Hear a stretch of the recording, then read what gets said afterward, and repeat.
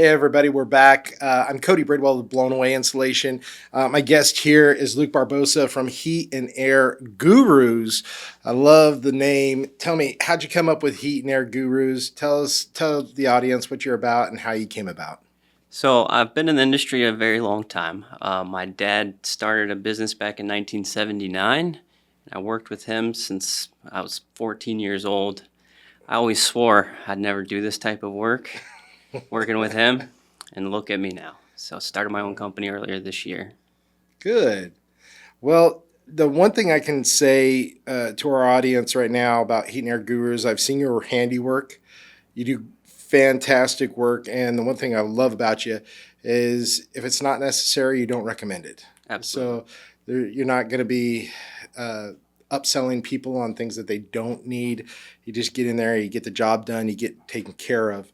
Um, Reason I have Luke in here to talk is about the home systems and how they work together, because a home is basically many different systems all conjoining, working together, hopefully most of the time.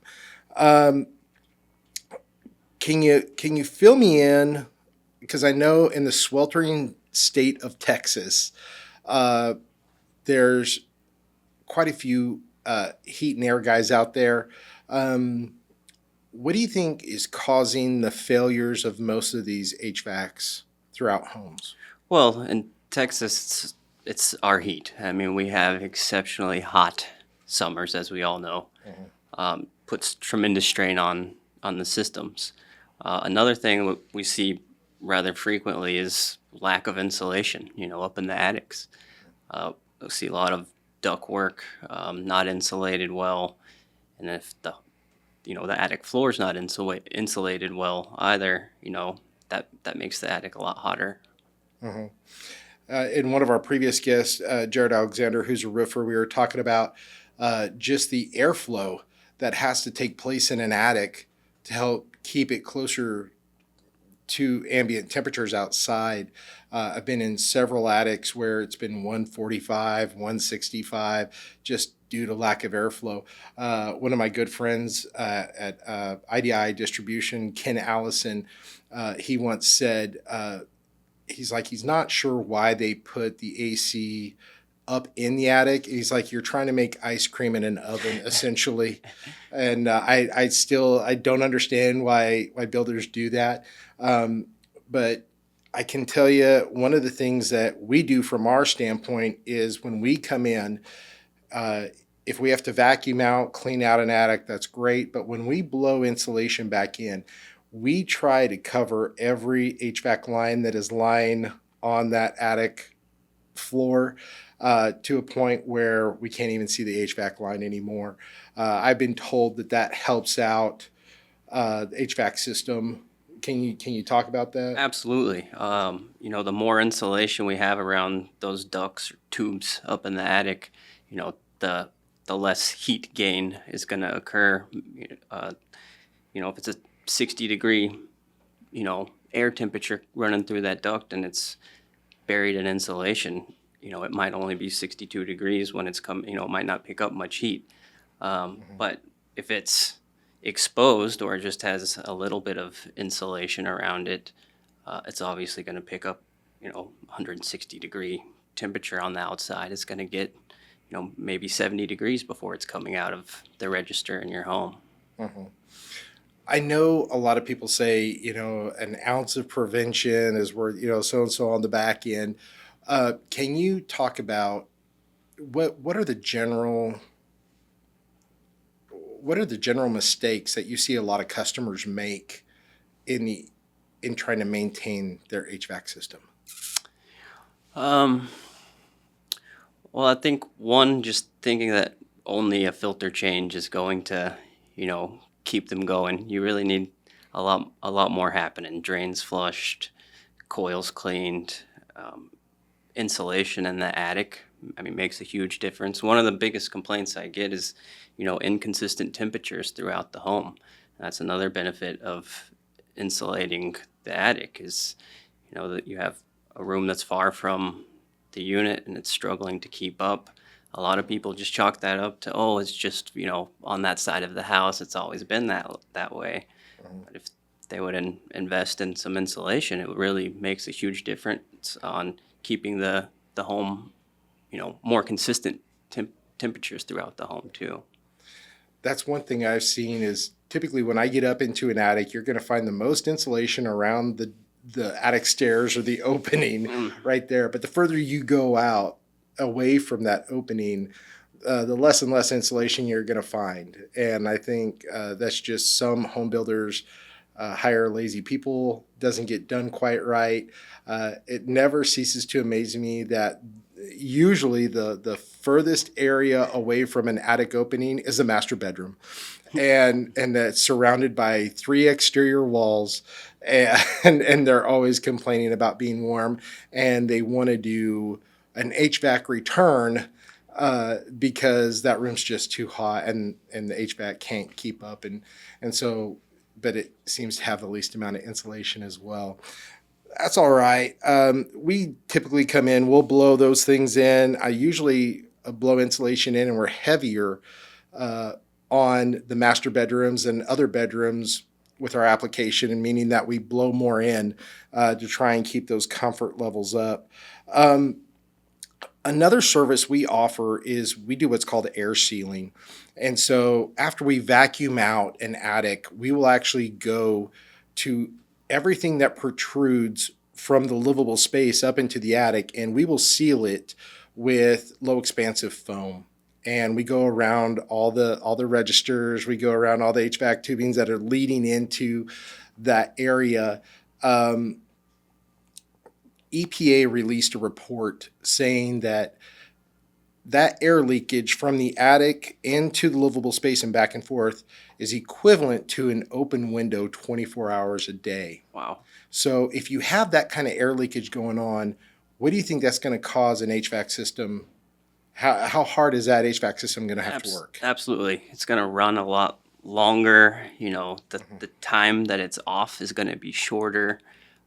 Another thing you mentioned, sealing the attic floor. That the other benefit of that too is the indoor air quality. I see a lot of insulation particulates, especially around boots and stuff, coming through into the conditioned space. I mean, attic is part of the outside, so lots of times it's if you don't suck out, it's just packed with all kinds of allergens, grass clippings from guys blowing the lawn, and I mean, I've seen it change people's lives, sealing up that attic floor. If they're really, asthmatic or high allergy situation, people do that, and all of a sudden that problem goes away for them. Yeah. And I've seen it help many people out in air sealing with the health and what it's able to provide people. I've also seen, and we talked about this earlier in a previous conversation, where you can go in and you can rate a home for a certain sized air conditioner. And there's a lot of variables that you depend upon for that. Talk about some of those variables when you're rating a home as to how big of an air conditioning unit you need to put in. So absolutely, when a customer needs a new system, we do a load calculation where we measure, all the windows, the doors, the insulation levels, and we put it into a software program called RightSoft. And just changing the insulation level in the attic, if we didn't change anything else, if we changed it from like an R8 or R10 up to an R30, lots of times it takes that 4-ton unit down to a 3-ton or even a 2.5-ton. So it makes a huge difference on, how much cooling your home, how much cooling is needed to cool your home. Uh-huh. So you're saying with a smaller unit, people are spending less money on their electricity. The machine's able to operate the way it was designed to operate, and they're still maintaining the same amount of comfort. Absolutely. Yep. So I always, at least in the insulation world, there's always different types of insulation that are coming out and gaining popularity. There's a group in New Zealand that they're all natural, and they're basically using wool as insulation, and I've seen that used before. It works fantastic. I've seen other groups that are using it almost looks like jet puffed rice, and they're blowing that into attics, and there's a lot of different gimmicky things coming out. Um, and only the good stuff really stands the test of time. But in your neck of the woods, in the heat and air conditioning side of things, are there any new technologies coming out that are making things better for people? Well, I mean, they do the spray foam attics, Hmm. which I've seen a lot of issues with those actually if they're not done properly. You got to, especially we have mainly what we call 80% furnaces here. Um, which I won't get too technical into that, but basically you need combustion air in the attic to make these work properly. And if you foam the attic, you know, you have to figure out a way to bring in combustion air for the furnace. So that's one thing we see a lot. I love working in foamed attics because they're usually a lot cooler. Yeah, I will not lie, folks. I will say probably the best insulation out there is foam. It outperforms everything else. But when it's done right, it's great. If there's even one little thing off, it's a nightmare. It's an Hmm. absolute nightmare. There are some extra expenses if you do want to look at foam. There are some extra expenses in bringing in that air to your system, and also the air exiting from your system on that combustible side. But there are some great things about foam that I do like. I think eventually our side of the business will visit that. Um, could you talk to me a little bit about, at least with I'm trying to remember the name of it. They're doing it's like a heat exchanger. Um, I know there are a heat pump. It's a heat pump. Okay. Okay, so I know they're doing heat pump AC units, and now they even have heat pump uh, water tanks. Yep. So how does that work exactly? So there's always heat in the air. You know, even when it's cold outside, there's technically still heat until you get down to absolute zero, negative 460 degrees or whatever. Okay. So, I mean, even though it's cold outside, what the heat pump does is it uses heat from the outside air and transfers it into your home rather than, it switches the flow of refrigerant. Usually we're taking heat out of the home and pumping it outside. It's kind of 101 how air conditioning works. But a heat pump switches that cycle, takes heat from outside and transfers it into your home. So a lot of the modern day heat pumps actually can do away with the gas furnace altogether. They won't, back in the day there was a lot of misconceptions about heat pumps blowing, oh, they always blow cold air out. Well, all that's been resolved, and the supply air temperatures coming out of the vents with heat pumps now can get pretty close to those of a gas furnace. Oh, that's awesome. I've seen that new technology coming out. Um, I have a partner that I've worked with for a couple of years that works at Santa Fe dehumidifiers. I know we're in the Dallas Metroplex, and I know some people think that no, we're a little too dry here for dehumidifiers, and then other times I feel like we're living in the jungle. Would you recommend a dehumidifier in this zone? So usually if an air conditioner is properly sized, I don't feel like we need a dehumidifier in our climate. We don't have many basements either, which lots of times, a lot of that moisture is seeping in from basement areas. I worked in Chicago for a few years and we sold a lot of dehumidifiers up there. Okay. So if the air conditioner is sized properly, it's going to dehumidify. A lot of times if you have an oversized air conditioner, you will struggle with bringing the humidity down in a home, and you get a lack of comfort there due to the excessive humidity. So are you referring, if the unit's too big, is that what they call a short cycle? Exactly. Okay, so describe what a short cycle is. So your unit will come on, and if it's 100 degrees outside and it's only running 15, 20 minutes, your unit's oversized. Um, in order for it to dehumidify, it really needs to run, you know, technically our design temperature is around 95 degrees here. So when it's 95 degrees, your air conditioner really shouldn't shut off if it's sized properly here. Really, it just keeps running. Yep. So with a properly sized air conditioner unit in the home, if it's done right, and of course it gets warm here in Texas all the time. Um, and you're saying it's not shutting off. Do those HVAC units still pull a heavy electrical load the entire time, or is it a variable load, or how does that work? So it depends on the unit, really. They have two-stage units, variable speed units that can, stage up and ramp up and down. So something like that, it's actually going to run at a lower, energy consumption for the consumer, for the homeowner. Um, but if you just have a single stage, builder grade unit, then yeah, it's probably going to pull. It's just full Yeah, on. yeah, it's Yeah, just all it knows is 0 or 100%. sure. Okay. So for those of you out there listening in, it would behoove you to put in a better unit. How are units rated? So the air conditioning section is rated in what we call a SEER rating, seasonal energy efficiency rating. Think of this number like miles per gallon. The higher the number it is, the more efficient the unit is. So 14.5 is the minimum efficiency that we're allowed to put in these days, and we go all the way up to 26 SEER. And those would be your variable stage. Exactly. Okay.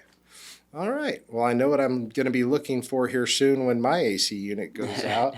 Uh, I know I live in what was a show home, for the builder, and I know they put in two pretty giant units, and it wasn't a brand that I'm familiar with, Okay. and so I guess I'll be calling you soon when those go out.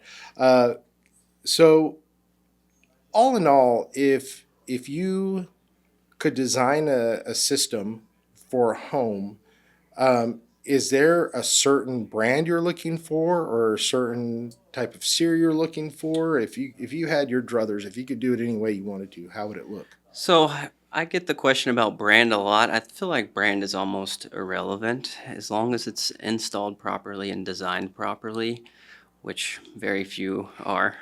Um, I feel like I'm a little biased to Carrier when it comes to especially the higher end equipment. The Carrier Infinity system, I feel like, is probably one of the best out there. Okay. Um,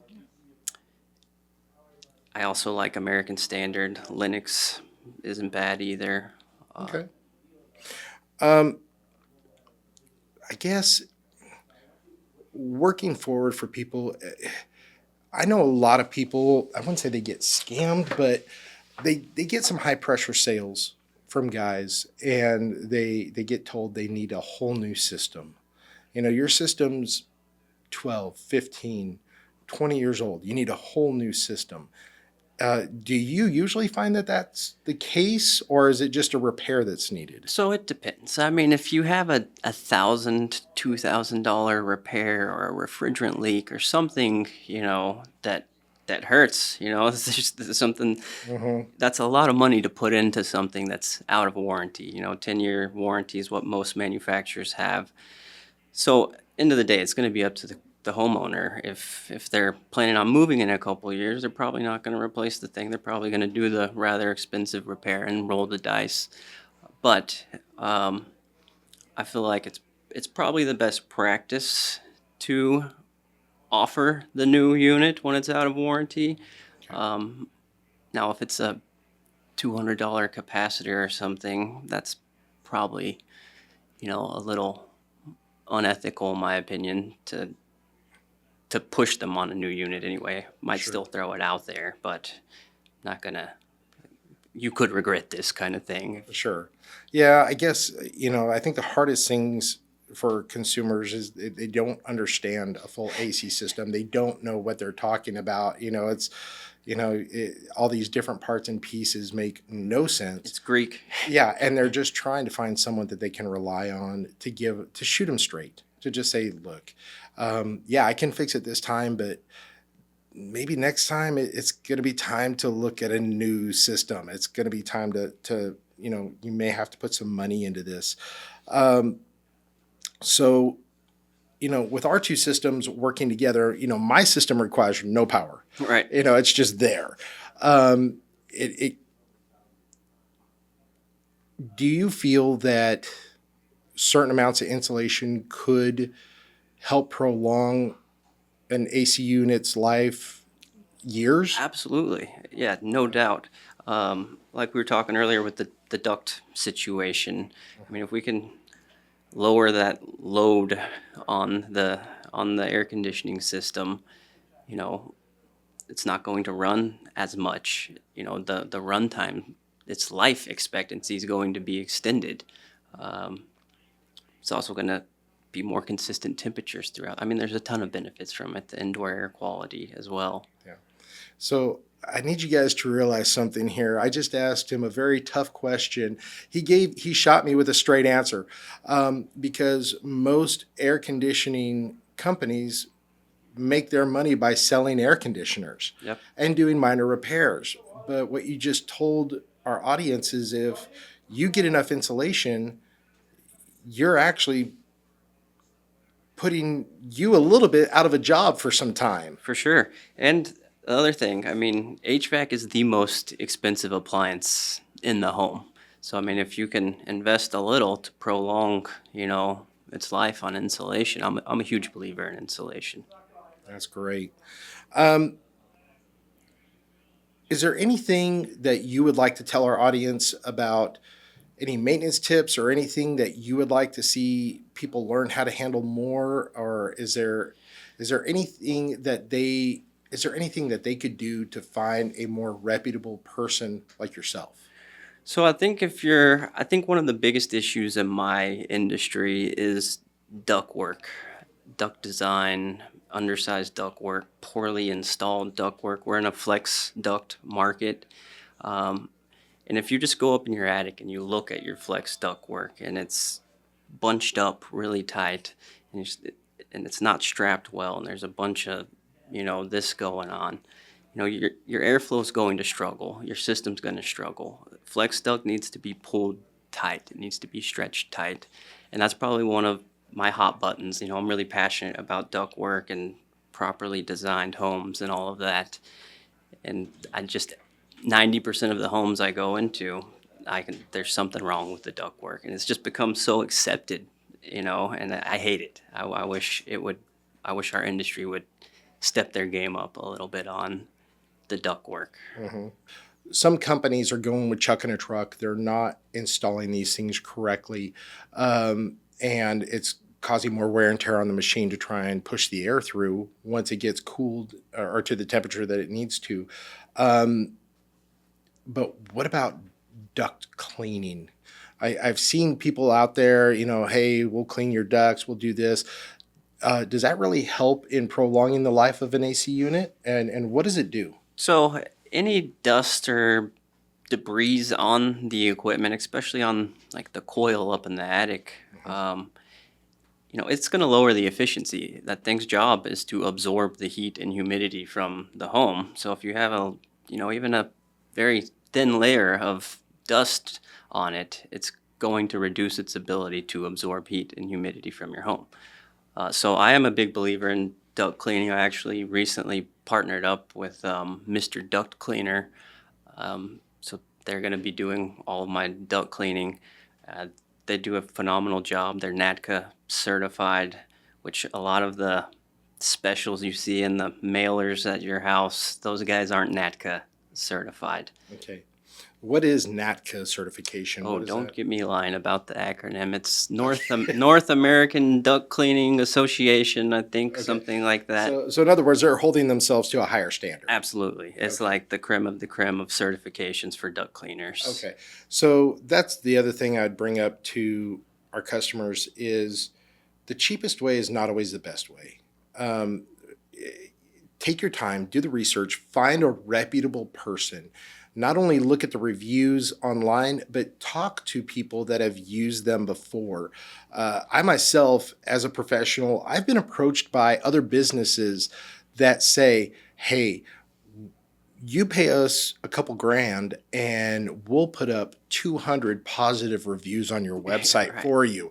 So you can't always go by the reviews that are left because a lot of them could be false. Absolutely. They're just trying to do what they can to climb to the top of that Google algorithm and get put out there. So I think word of mouth is very important. And then also, almost like an interview process, talking to these people. What is your process? How do you do it? Why do you do it?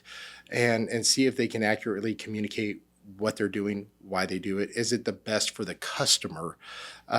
Everything that we do is customer central. When we air seal, we know we can keep the air, we can help keep that air cleaner and easier for people to breathe. I've even had moms contact me after we've air sealed the house and said, "Look, my son's asthma hasn't been triggered in weeks," and they've not only done that through our air sealing process, but they've put a UV filter on their HVAC system that helps purify the air, and that's helping things overall. So I think it would really help customers do your due diligence, and don't just pick the top person off of the list, but truly look into who they are, what they're about. Look at their social media. That's one thing. Find the owner. Go look at his social media. That's what I always encourage people to do. Yes, You can learn a lot. Cyberstock. Yeah, you can learn a lot out there. So I guess working forward, do you have any kind of maintenance program that you offer to keep your HVAC systems up and running right? Absolutely. I have a monthly membership. We call it our Prime Club membership, where you get 2 visits a year. You get 20% discounts on any repairs moving forward. Awesome. No trip fees. There's a lot of value built into it. We check the furnace in the fall time, this time of year, and then check the AC in the springtime. So, big believer in preventative maintenance on this stuff. Well, I will say to our customers, in the insulation game, we have a maintenance package. We're kind of a one and done type thing. But I will say to those out there that are seeking new HVAC systems, Heat and Air Gurus are your guys to talk to. Obviously, look up Blown Away Insulation. We can help with that. But I'll leave you with one little last tidbit of knowledge that I know in the insulation world, you can claim a very large tax deduction for putting insulation into your home. And I know if you put a new HVAC system in, there's also money available to you under tax relief or a tax rebate that's going to help you on that end of things. So take your time, do your due diligence, do your homework, see what the companies are about, decide on what's going to fit best for your budget, and but also look on the federal side because there is money available to help you out with that. It'll be on the back end, but it'll help you out.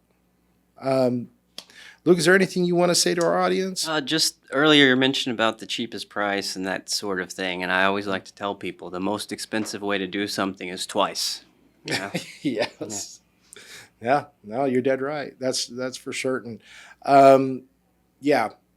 So I guess moving forward, folks, if you're looking for someone, his name is Luke Barbosa with Heat and Air Gurus. I'm Cody Bridwell with Blown Away Insulation. We'll see you on the next episode. Take care.